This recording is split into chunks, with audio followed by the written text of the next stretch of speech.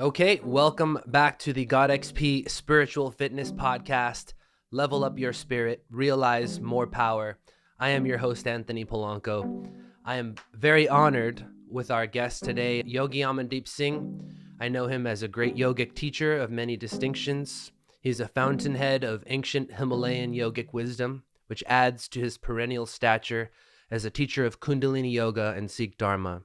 His knowledge of lineages, philosophy, and history enriches his teachings with potent profundity. Not enough can be said for his extensive educational and spiritual pedigree, nor would he wish for me to belabor it so. But inertia suggests that the best is yet to come in his life story. I'd like to briefly speak of my first-hand experience with Yogi Amandeep Singh. My first encounter with Yogi Amandeep was at Satnam Fest in Joshua Tree, California in 2016. I left with many enlightening realizations. One thing he said that sticks with me to this day: learn to sit from the mountains, learn to stand from the trees, learn to flow from the rivers, learn vastness from the oceans, and learn gratitude from the gurus. At subsequent Satnam Fests, I never missed a class of yours. And I've recently taken your class series on Bardo, the Tibetan teachings of the transition between life and death, which was very enriching, intense, and powerful. I look forward to revisiting it again, and somehow you've also managed to make a ton of great music albums. Many songs are in my regular rotations. I recommend to everyone listening to discover Yogi Amandeep Singh's teachings on YouTube, on his website, yogiamandeepsingh.com, sign up for his classes, and to learn more about upcoming events, and of course, follow him on Instagram at Yogi Amandeep Singh. Teacher, brother, friend, I'm honored to have you. I've spoken and belabored. I've saved you the labor of explaining yourself, but I'd like you to introduce yourself as you see fit. Who is Yogi Amandeep? I think I'm here to serve whoever is longing to fall into the heart, or fall into love. Anyone who is longing to fall from here to here. So I'm here to serve that individual. You are a devotee of love. Thank you. That's beautiful. Beautiful. So what brings you here to this place in time and space? How does Yogi Amandeep arrive here in this moment today? Yeah, I think since a young boy, I always wanted to walk this path. I ran away from home a number of times and wanted to stay up in the mountains, in the Himalayan mountains. But the universe had its own plans. So I was called back again and again, or I will say I was caught and brought back to the world again and again. And I decided not to run, continue to flow with that destiny, which with time will flower. And, I flowed. Instead of doing what I want, I flowed. And the universal brought me here today. And I think I'm doing much better where I am now. Had I been in the Himalayas, I would have only worked on myself. But here I am touching, many people. So the universe brought me here. My flow brought me here. Yeah. That's amazing. That is so fascinating that you started your life wanting to renounce, take the path of renunciation at a young age. That's a rare quality I think you and I both share. I started at 11 years old was when I decided to follow God. It sounds like you at a young age had this pull toward God, toward understanding. What inspired it? What do you think that call came from? You see, every soul is born with an imprint. Every soul brings with itself something from the previous lives and the previous lives. And the patterns of the previous lives guides the patterns in this life. So from my deep meditation experiences, I always knew I have been renouncing the world for many, many lifetimes. And the same patterns started to manifest in this world. But once you have renounced the world a number of times, and then the universe wants you to come back to the world and share what you have attained by renouncing the world. Hmm. It's an opportunity. You come back as a bodhisattva, you come back as a guide. Hmm. And I think that's how it happened. Hmm. That's amazing. And so the path of your life, how would you describe the path of Yogi Amandeep Singh? As I mentioned in the beginning, I'm here to serve. It's not about enlightened and unenlightened. It is just about service. Mm-hmm. Actually, service itself is enlightenment. When you can release someone of his or her suffering for a moment, at that moment, you touched enlightenment. Mm. So, enlightenment may not be a permanent state of mind. Enlightenment, awakening comes every time you release someone of his or her suffering or any confusion that he or she may be having in the moment. If you can sit with that individual and for a moment forget your problems and try to solve somebody's problem, that moment you have touched awakening. That moment you have become the Buddha. That moment you have attained nirvana. Mm. Yeah. Mm. That's wonderful. So this is the dilemma of non-doing and doing. We're here to act. And so how do you rationalize this? You're acting upon the external environment, but yet you are a being who naturally does this. So how can we conceptualize or rationalize this experience of both doing and both non-doing? As long as I was trying to find doing and non-doing, as long as I was trying to walk the path, should I do or should I not do, it was confusing. Then I let go of the idea. Mm-hmm. I don't bother. It's not my concern. I have become a vessel. I have become a portal with the grace of the Guru. Mm-hmm. And I allow what need to happen at that moment. I'm not concerned. Am I doing it or am I not doing it? Because the very concept of doing and undoing, this very thing brings in ego. Mm-hmm. So you have to drop this idea of Mm-hmm. are you the doer or are you not the doer? You should be doing or should not be doing. Just drop this and just flow. Mm-hmm. That gives such a release. And this very release is called karmic release. When you are caught in this idea as the doer or not doer, doing and non doing, this itself is known as the wheel of karma. Mm.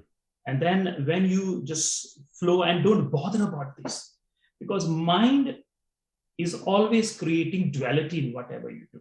Mm-hmm. When you are here, you want to be there. And when you are there, you want to be here. And for a moment, if you can just drop and ignore the mind, the ancient sages mentioned ignoring the mind is the highest sadhana. Ignoring the mind is the highest spiritual practice. And if you start ignoring the mind, life becomes very, very easy. And it's always a flow. Everything has always been a flow. It is the mind that creates an illusion that you are the doer. You are doing this. So dropping the mind, ignoring the mind brings in the flow, and that gives you access to the wheel of dharma. Mm. The same wheel of karma, which is mind giving definitions to everything that is happening, is called the wheel of karma. You're defining everything at the moment from your limited concepts and with your limited access. The mind is trying to brand everything in the moment. Mm-hmm. And for a moment, if you just ignore the mind, you will see that everything has always been a flow. And then you enter the wheel of dharma. The same wheel becomes karma, and the same wheel becomes dharma. When you listen to the mind, when you are in the duality of the mind, that is karma, and when you start ignoring the mind and allow the mind to run as it wants to, that is called the wheel of dharma. Mm. So ignoring the mind, don't involve mind in everything. Don't, what I mean by mind here is your thoughts. Don't bring in thoughts Where it needs to bring, where you need to bring the thoughts, bring the thoughts. Mm-hmm. But once a while, try to experience this world, try to experience yourself, try to experience your breath without the interference of thoughts. That is freedom. When you are in the mountains for a moment, just ignore the thoughts and just have a direct perceiving of the mountains. The world is a very different place. Mm-hmm. Most of the time, we are defining the mountains, the trees, the world from our limited mind, from our confined thoughts. And for a moment, if you can just drop your thoughts and have direct perceiving of the cosmos, the stars are beautiful.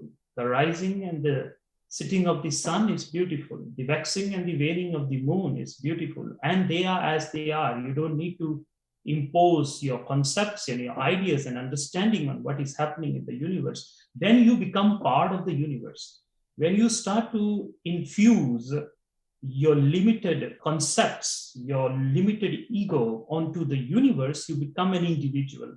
Mm-hmm. And when you drop your thoughts for a moment, at least in the beginning, tell yourself for the next 5 minutes, and if that is too much, 5 seconds, I'm not going to define anything that is happening. I'm not going to brand anything that is happening. Those 5 seconds, you and the cosmos becomes one. Mm. Because cosmos don't have thoughts. And thoughts and intelligence are two different things. Mm. Thoughts don't have intelligence. Intelligence is in the back. Thoughts don't know. Mind don't know. Mm. Thoughts and mind are known. Your thoughts don't know. Your thoughts are known. There's something behind that knows your thoughts, that knows your mind, that knows the body and knows the world. That is called direct knowing. And that is in the yogic teaching, it is called Gyan. The real wisdom. Gyan. Gyan. The real wisdom is not known through your thoughts, because thoughts have a beginning and thoughts have end. So it cannot know anything before and it cannot know anything after. But the cosmos was there before the thoughts and after the thoughts. Mm. So thoughts, for a moment, if you can just try not to brand anything. One of the beautiful meditations is to sit and tell yourself, I'm a newborn child. Sit. I'm a newborn child. A newborn child don't have a memory of the past. A newborn child don't have concerns about the future. It is one with whole. It just is. And the universe is just is. And the trees are just is, and the oceans are just is, and the stars are just is, and the Milky Way is just is. A child is closest to God. The child mind, the mind, it's called the beginner's mind. Mm-hmm. Yeah, so Jesus says, come to him as children, as babes, because we still have the innocent mind untouched from the world. When I was a child, it felt like the world could end any day. I was totally invested in each day. The end of the evening felt like the end of life, and we lose that because we get attached to our story that we're running with. It's a 90-year story, and yet each day is its own lifetime. So how can somebody manage this, carrying the story, but yet being an eternal being? You know, once a while started. It's called sadhana. Sadhana means saha dhana, usually translated as spiritual practice. Mm. But sadhana, if you break this word, saha, sa means the coming breath, and ha means the going breath. It creates the sound of sa. And as you exhale, it creates the sound of ha. So sa and ha. Sa means the coming breath, and ha means the going breath, and dhana means treasure. And sahadana means the treasure within the coming and the going of the breath. And this is embedded in you. It's not something you need to find. It's not something you need to cultivate. You are cultivating mind, you are cultivating the world, but this is there in your essential nature. It cannot be taken away from you. Guru Nanak in his teachings mentions Nanaka Likhya Nar. It is embedded in you, it's infused in you. This essence that I'm talking about, this wisdom, this gyan, this intelligence, which is the source of all the creation, due to which you are talking and due to which I'm talking, due to which the flowers are flowering and due to which the Milky Way is whirling, that intelligence, that essence, you without your story is embedded in you. It's not something to be found. You are cultivating, you are finding your story, but to drop your story is not something you do. It is a part, it is already there. You need to recognize. You need to find, that's all. It's not something new. A world is always something new you're trying to create. Problems are always something new you're trying to create. Problems are created. Solutions are embedded in you. We don't create solutions, Solutions are embedded in us. It's part of our essential nature. All solutions are within you. When you know the treasure within sa and ha, the coming and the going of the breath. When the breath comes and the breath goes, for a moment, if you come out of the head and you ride on the horse of the mind, which is the coming and the going of the breath, for a moment, if you were to just ignore your mind, ignore your thoughts, and bring it onto the coming and the going of the breath, just staying with that, immediately your story disappears. You are one with the coming and the going of the breath. And when the breath comes, it is universe that is coming. The breath is the universe. Understand this. Breath is the universe. It's coming from here. And the same breath, it's coming into me, and the same breath is going into you. So we share breath. There is only one universal breath. There are not two breaths. But the moment the breath enters this form, my patterns own it. My story owns it. My story kidnaps it. And then imprints itself onto it. But for a moment, if I don't allow my ego to kidnap this universal breath and just be with the breath, at that moment, you and me and all there is one. So such a simple process. The universe is coming into you and it is kissing you. And if you allow this kiss, if you allow this embracing of the universe comes to give you a hug. And if you just be with this breath for a few seconds every day, it's called sadhana, the treasure within the coming and the going of the breath. For a moment, just tell yourself, I'm going to ignore my mind for the next 5 to 10 seconds, and I'm just going to be with this coming and the going of the breath. And at that moment, immediately, for 10 seconds, you are free from your story. So the story is being cultivated. This is always there, available. It never comes, it never goes. This essence of yours, where you are free from all your problems, is right under the nose. That state which you are looking for, where there are no problems, is not in the head. It is under the nose. Yeah. Solutions are under the nose. Problems are in the head. And that's the treasure. So sit with the breath for a moment. I'm repeating myself. Don't bother about the mind. Ignore the mind. And just ride on the breath. And just purely, totally be with the coming and the going of the breath. You are immediately free from your solution, from your problems. And after 10 seconds, you can go back and take over your problems again and start going into whatever that needs to. This is meditation. This is the perfect sadhana. So if anyone's wondering, where do I begin? Yogi Amandeep has just described the perfect sadhana for you. It's any moment available to you to become the breath. That's amazing.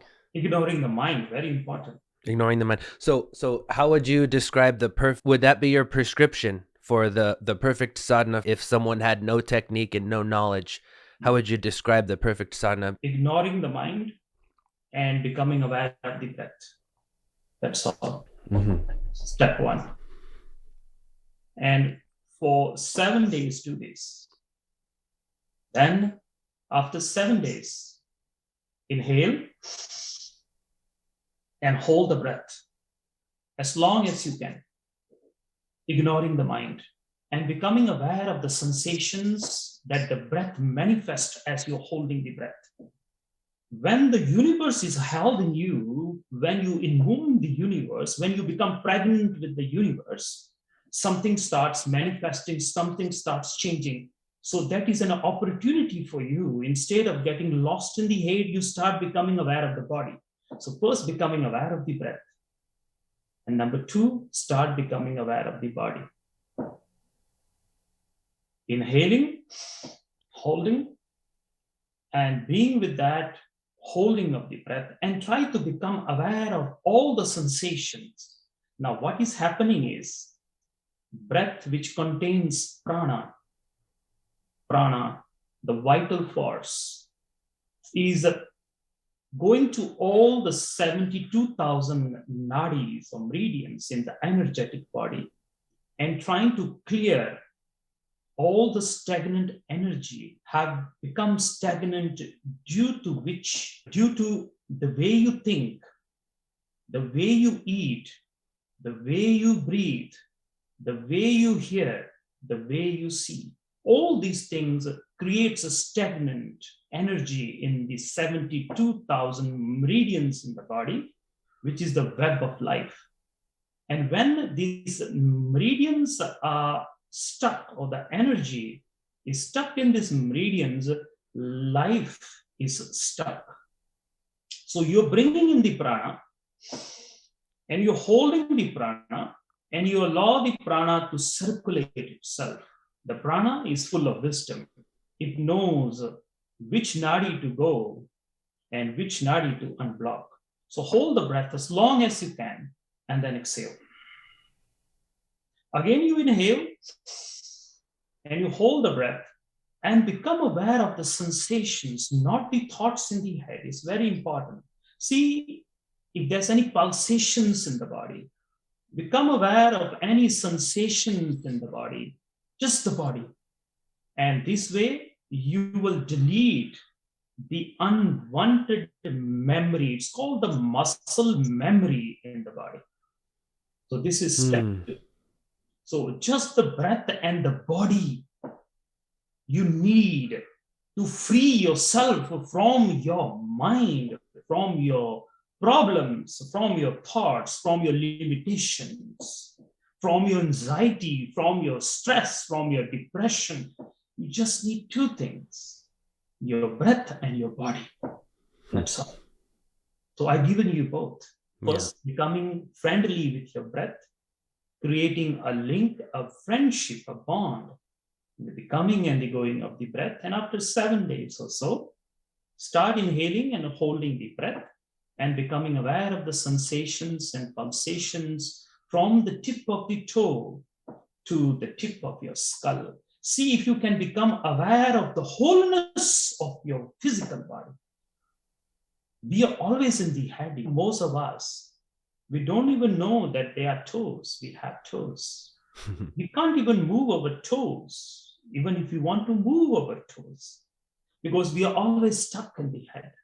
So this gives the opportunity to the mind to enter into every pore of yours and experience yourself as the whole as far as the body is concerned. So this frees you from the repetitive thought patterns. This frees you from your problems and your thoughts and your emotions and your muscle memory.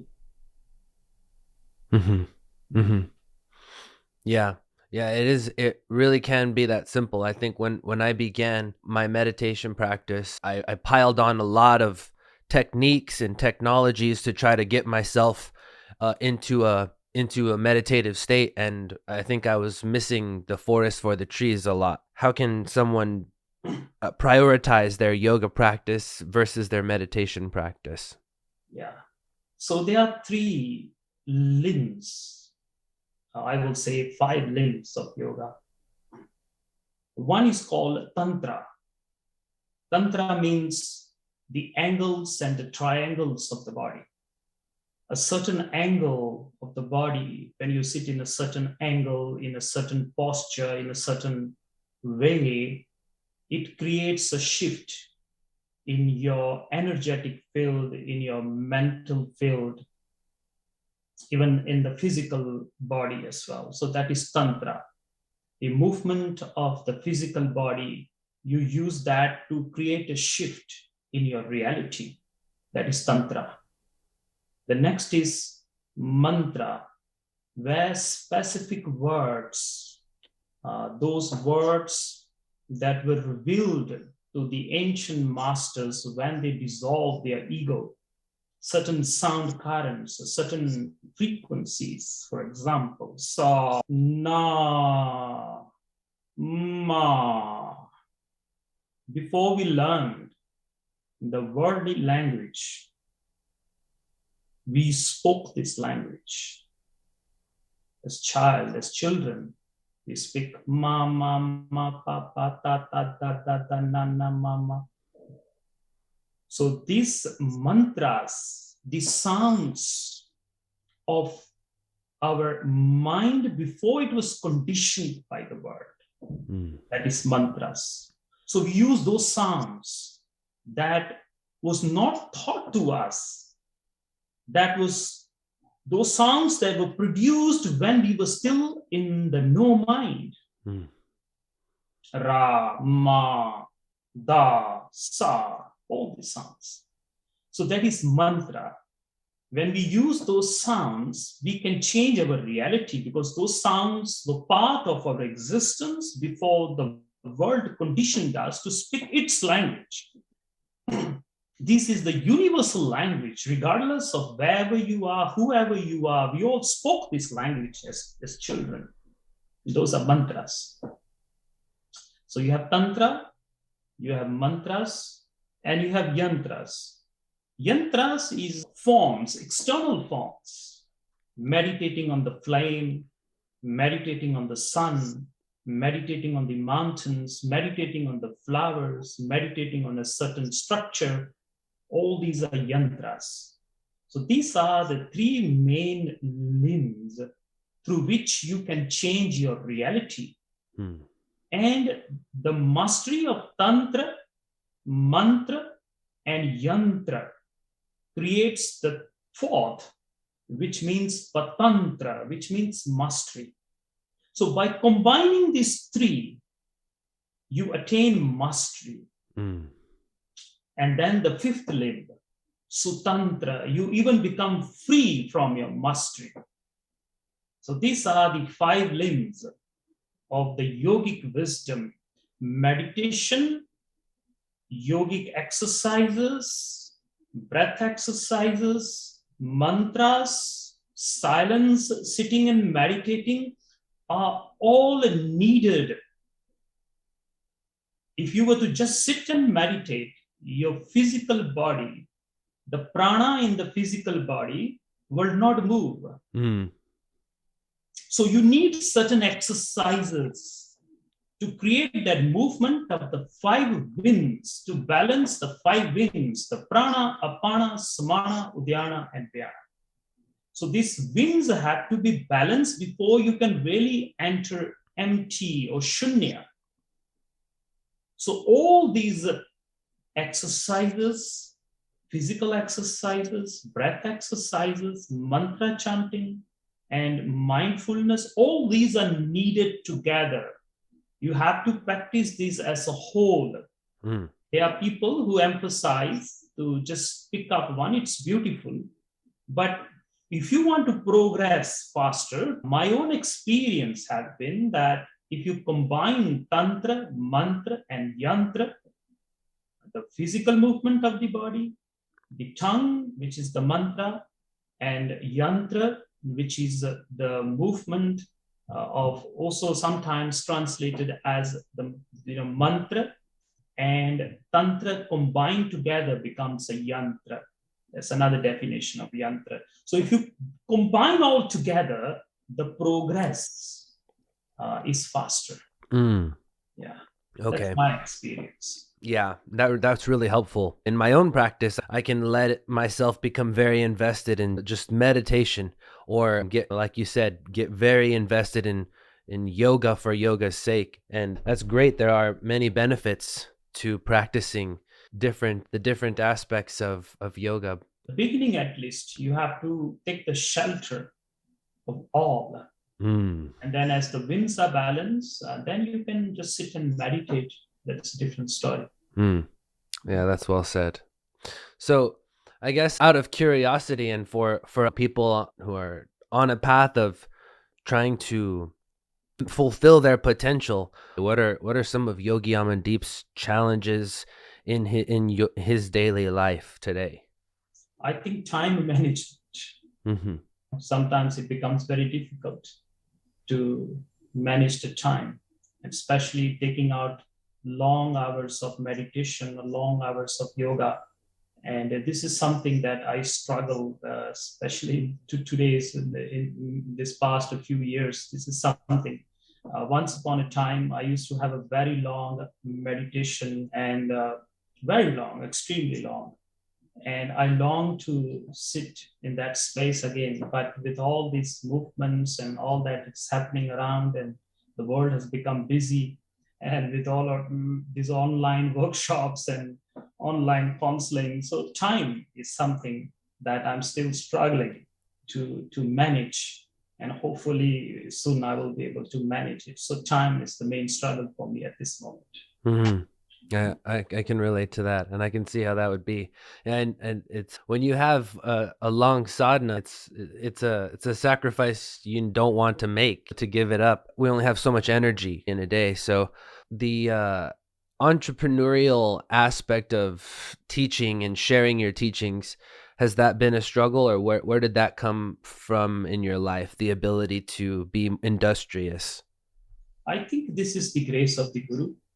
That's something that is a very important part of any spiritual being. It's called Guru Prasad. Guru Prasad, which means unexplained grace. The grace that cannot be explained. If grace is explained, then it's part or play of your mind.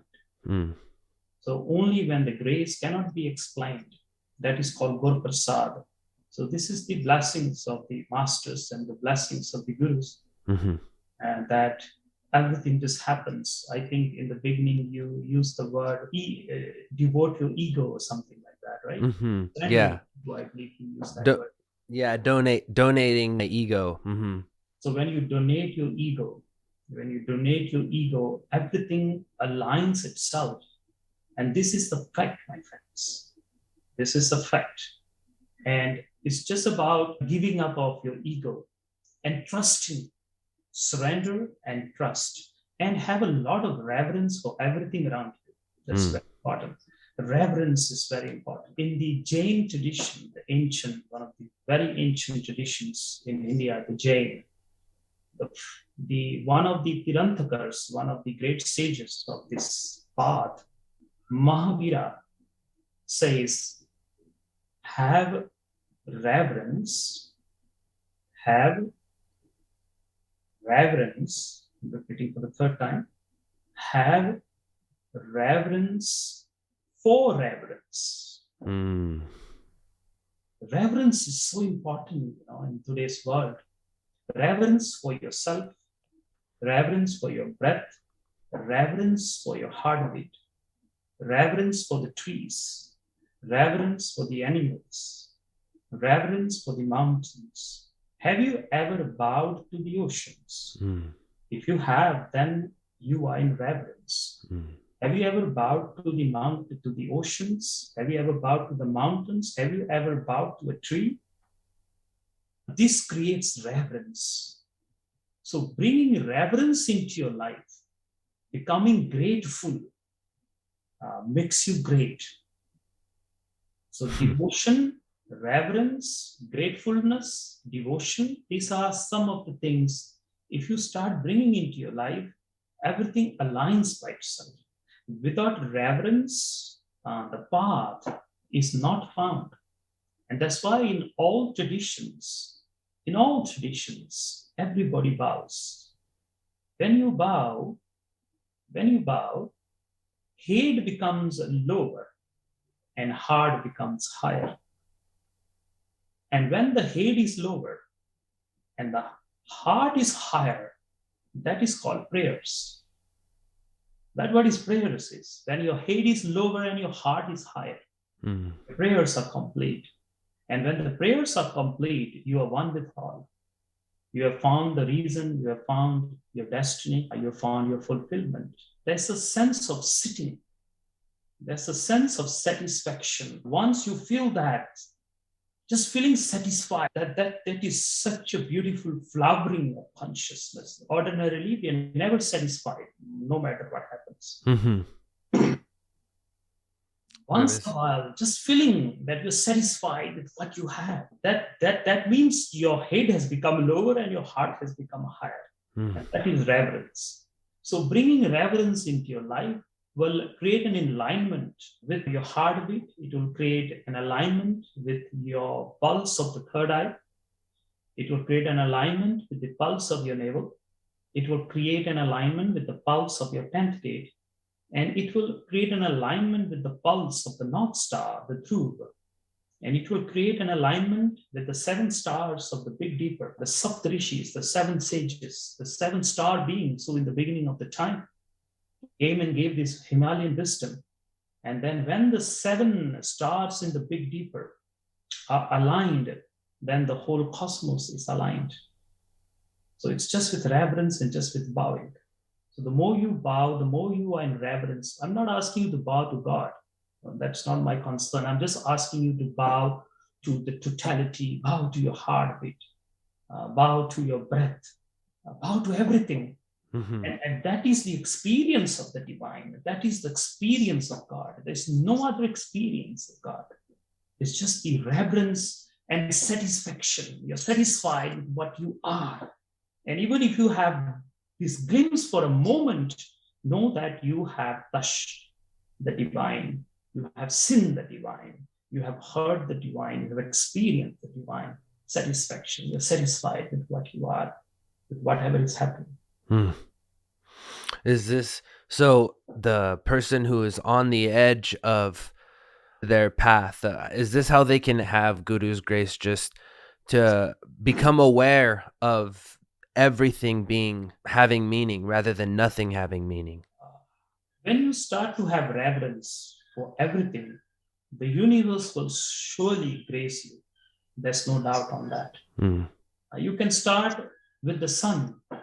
When you get up in the morning, just bow to the rising sun in total reverence. You will see within a few days, something will start shifting in you.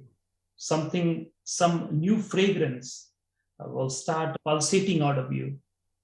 So start with the sun, then start with the moon, and then start with the mountains. Each time you see a mountain, mentally bow at least. Each time you see the sun, mentally bow. Each time you see the moon has come to give you an opportunity to become reverent. So be thankful to the moon. There's a whole tradition where a person starts, the waxing and the moon, waning of the moon. So each time when the new moon comes, you bow. Second day, you go and look out for the moon.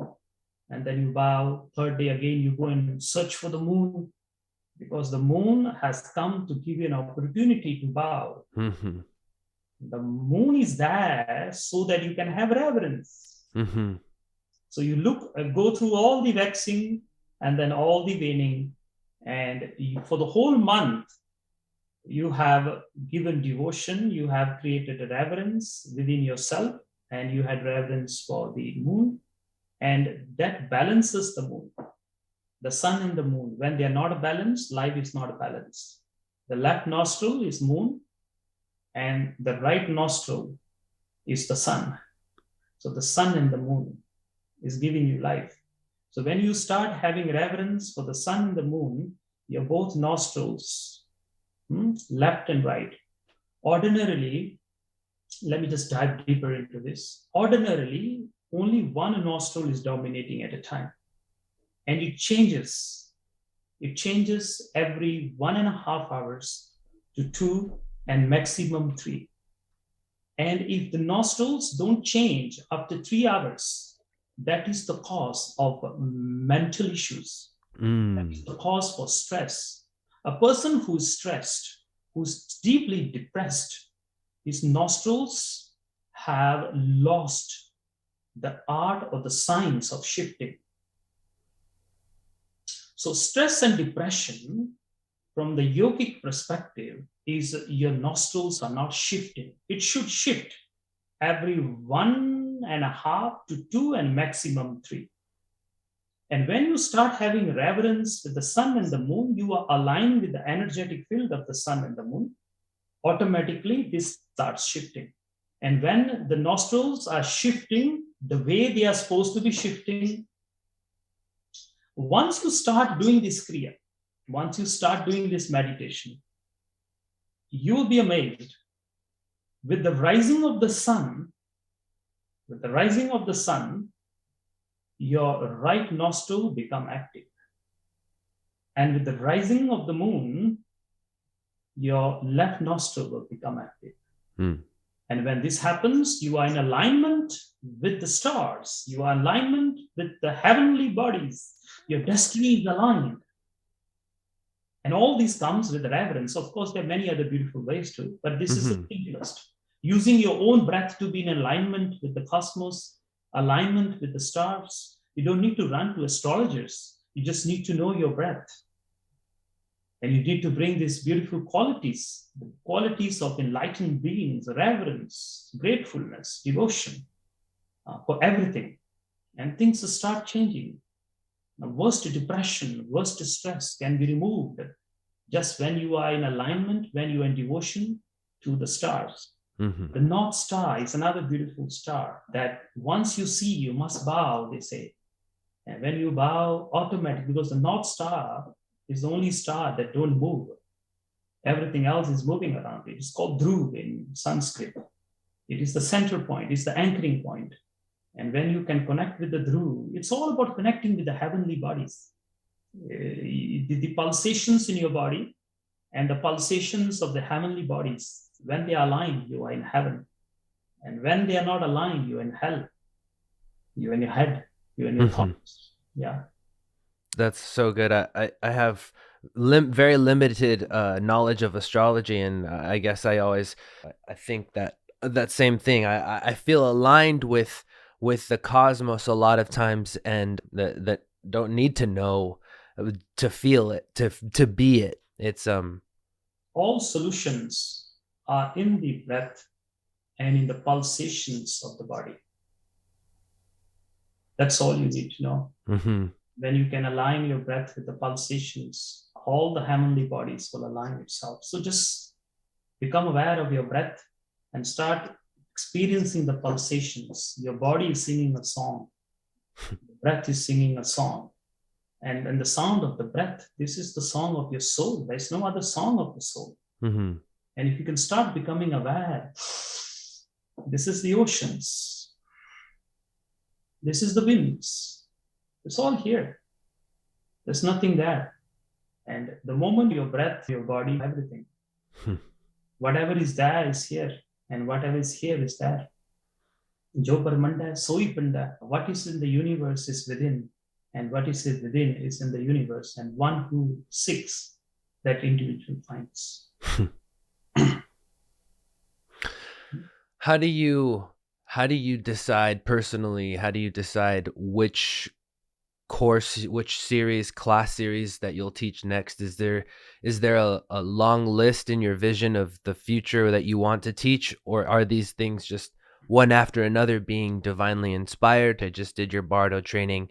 You've got the training coming up next. Where does the inspiration for your next series come from?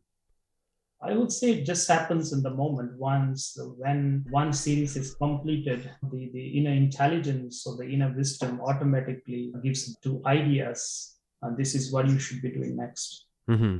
Comes one after the other. So there's no long-term planning of I'm going to do this, I'm going to do this, I'm going to do this. It all happens in the moment. Who are your students, and what do you give them from your experience? You know, there's this poetry of Rumi. He says, don't sit outside in light. Don't sit outside in light. Come in. Sit in darkness. Says, don't sit outside in the light. Come in. Sit in darkness. We are all intoxicated here. In this darkness, we are all intoxicated. And nobody cares who comes and who goes.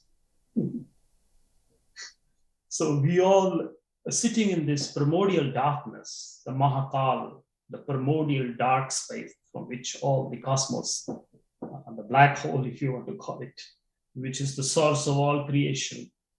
And so anyone who longs to go back into that source, the grace of the Guru can be attained, and that individual can experience this. And the beautiful thing about this dark space is we are all intoxicated, and we don't see anything in this dark space other than our own self, other than our own being. So there's no judgment onto someone because we don't see anyone else in darkness. Mm-hmm. He says we all intoxicated and nobody cares who comes and who goes. So these are my students, and this is the dark space. And I hope that answers the question. That's great. Yeah, that's wonderful.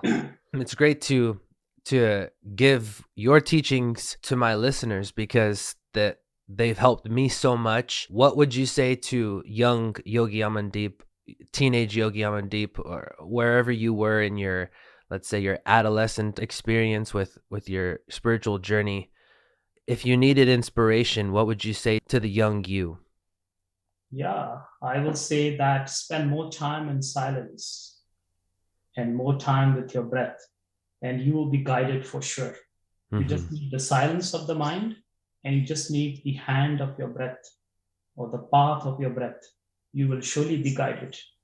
That is advice to a teenager, Yogi Amandeep.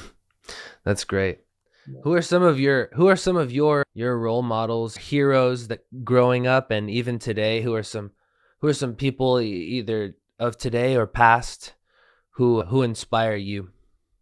Yeah, I think Guru Nanak, a great sage who was born in the 1400s, a great sage, and he traveled all over the world after his awakening. And when he was with the Sufis, they saw that he was a Sufi. And when he was with the Tibetan masters, they saw that he was a Tibetan master. And when he was among the Hindus, they saw that he was a Hindu master. He could just fit into anything. And yet he was none of this. So that great sage is one of my main motivations. And I've been traveling around the world just like him. And so that's my main inspiration in this lifetime. Mm-hmm. That's so good. When you're young, look up to a hero, and then as you evolve in your story to see the manifestations of that. I feel really lucky to have picked heroes that now I see my life has taken shape. And what other shape could it have taken but the big brothers who I wanted to be like. And so that's just such a beautiful thing about life, is picking role models. Actually, you end up becoming like those role models. So it's actually quite a beautiful thing. Beautiful. Thank you.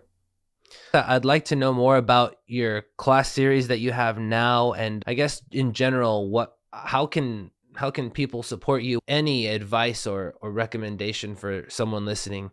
What would that thing be? What do you want people to know and take away from this? Yeah. So the first part of the question, we're just starting this Saptarishis, transmission of the 7-star beings, the 7 stars of the Big Deeper. We're doing these 7 classes where we will be diving into those beautiful kriyas and meditations that were given by the 7-star beings in the beginning of the time. So that's something that is coming up very soon, in about 2 weeks, I believe. And more information is there on yogiamandeepsingh.com. And other than that, my advice to all the listeners, and while I was thinking, what should I say? And the poetry of Rumi again comes into my mind. Rumi says, behind the darkness of my closed eyelids, behind the darkness of my closed eyelids, when eyes are closed, and eyes, when the eyelids are closed, and the eyes are not moving, when the eyelids are closed, and the eyes are not moving, the mind stops. So in relation to that, he says, behind the darkness of my closed eyelids, I saw the beloved. And I requested the beloved. I begged the beloved, please reveal the secret. And the beloved said, shh, secrets are revealed in silence. So, that's beautiful. Thank you. Brother, I appreciate your time, and we'll definitely continue to follow up with you. And I believe that our friendship has just begun. I'm looking forward to keeping in touch with you. Everybody, Yogi Amandeep Singh. Thank you. Satnam, brother. Thank you. Look, you've been enjoying the podcast. You enjoy the highlight clips on YouTube, but have you been to @WeAreGodXP on Instagram? There's so much motivation for you there. Have you been to @WeAreGodXP on Twitter? There's so much inspiration for you there. If you're not following us on social media, I recommend you do so today. Be sure to subscribe on YouTube and follow @WeAreGodXP everywhere. I'll see you there. Peace out.